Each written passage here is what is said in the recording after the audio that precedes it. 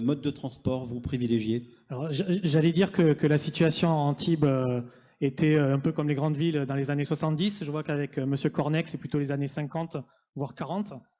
Donc c'est un peu... voilà, la situation est assez dramatique.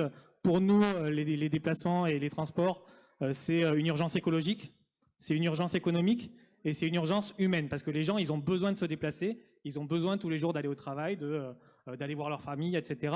Et il faut répondre à cette urgence-là pour la population.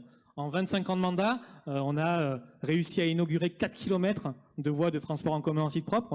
On voit à quel point c'est ridicule. On n'a même pas réussi à les mettre réellement en service.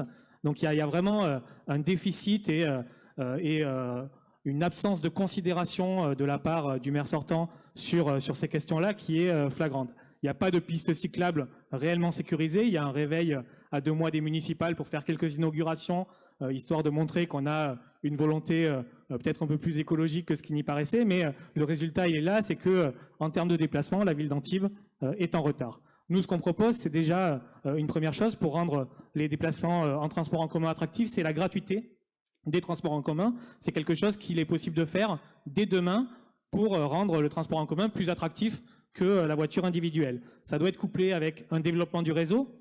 Sur le transport en commun en site propre, il faut réellement réussir à inaugurer enfin ce qui est prévu, mais il faut aussi désaturer des nœuds, par exemple le pont des Marseillais, la liaison du pôle multimodal à la vieille ville. Il est incompréhensible qu'on n'ait pas imaginé faire des voies en site propre qui puissent desservir la vieille ville d'Antibes et Juan-les-Pins.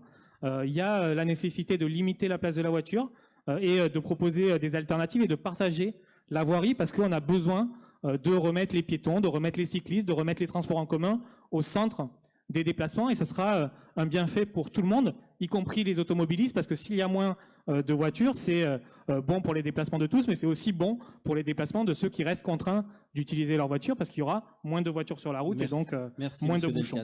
Et juste pour terminer, parce que d'autres personnes ont dépassé leur temps de parole précédemment, il y a une nécessité également de créer des accès piétons et PMR sur la ville, notamment pour relier les quartiers entre eux et faire en sorte que les déplacements à pied ou en vélo soient plus efficaces que les déplacements en voiture, parce que c'est souvent plus rapide, mais si on a des liaisons dédiées, on pourra être plus efficace sur les déplacements alternatifs que sur les déplacements en voiture, et nous, c'est ça qu'on veut promouvoir, faire en sorte qu'il y ait moins de voitures et des déplacements plus apaisés.